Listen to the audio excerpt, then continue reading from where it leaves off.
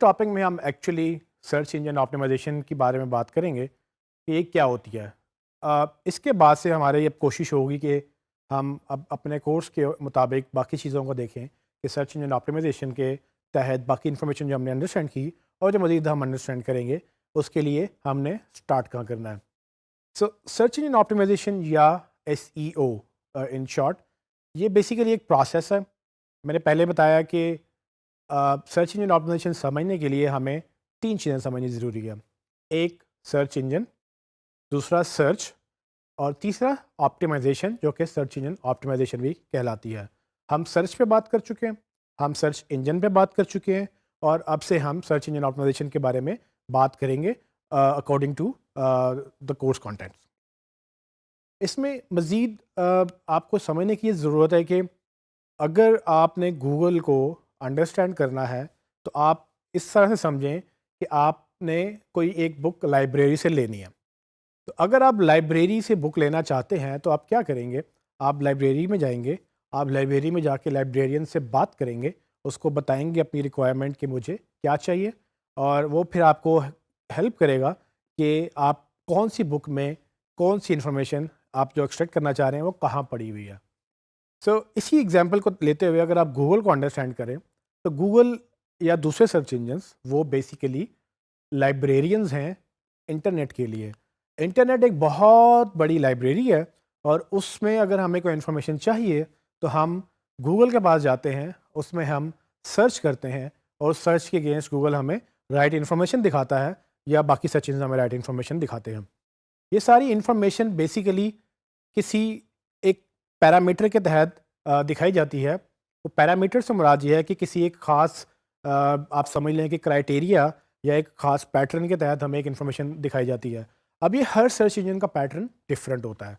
یہ چونکہ انسان نہیں ہے، کوئی سرچ انجن میں ہیومن انوالومنٹ نہیں ہے، بنانے کی حد تک ہے لیکن اس کی ورکنگ کی حد تک وہ پروگرامز یا ڈفرینٹ فارمولاز کے تحت وہ چلائے جاتے ہیں.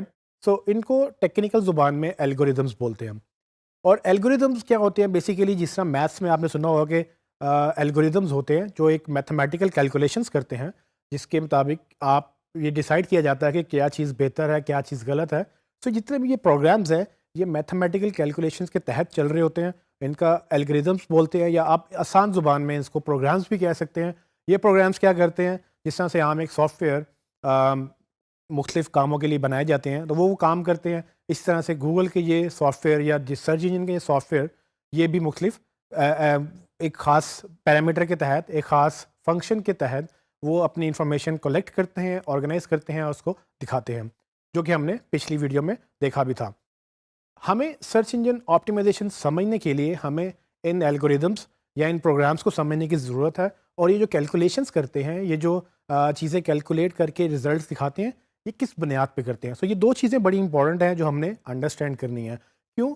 کیونکہ یہ الگوریدمز ہر سرچ انجن کے لیے ڈفرینٹ ہے، یہ مسلسل اپڈیٹ ہوتے ہیں، اور یہ مسلسل اپڈیٹ ہونے کے ساتھ مسلسل ایڈوانس ہوتے جاتے ہیں.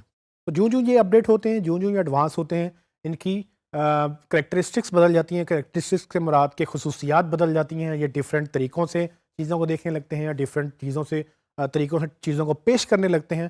اور ہمیں بینگ اے سرچ مارکیٹر، ہمیں ایک search engine optimisation marketing professional ہونے کے تحت ہمیں یہ انڈرسٹینڈ کرنا ہوتا ہے، اور اسی کو ہم اپلائی بھی کرتے ہیں. اس سارے پروسیس میں ہمیں کچھ چیزیں سمجھنے کی ضرورت ہے. فار ایگزامپل کہ سرچ انجنس کام کیسے کرتے ہیں، جو کہ ہم نے پہلے دیکھا. اس کے بعد فار ایگزامپل کہ کتنے وہ کانٹینٹ کتنا ہے نیٹ کے اوپر، اور اس پہ گوگل یا کوئی سرچ انجن اس کو کیسے ایکسیس کرتا ہے. پھر وہ اس کانٹینٹ کو ایکسیس کرنے کے بعد، کرال کرنے کے بعد کس طرح سے انڈیکس کرتا ہے، پھر کس طرح سے اس کو دکھاتا ہے.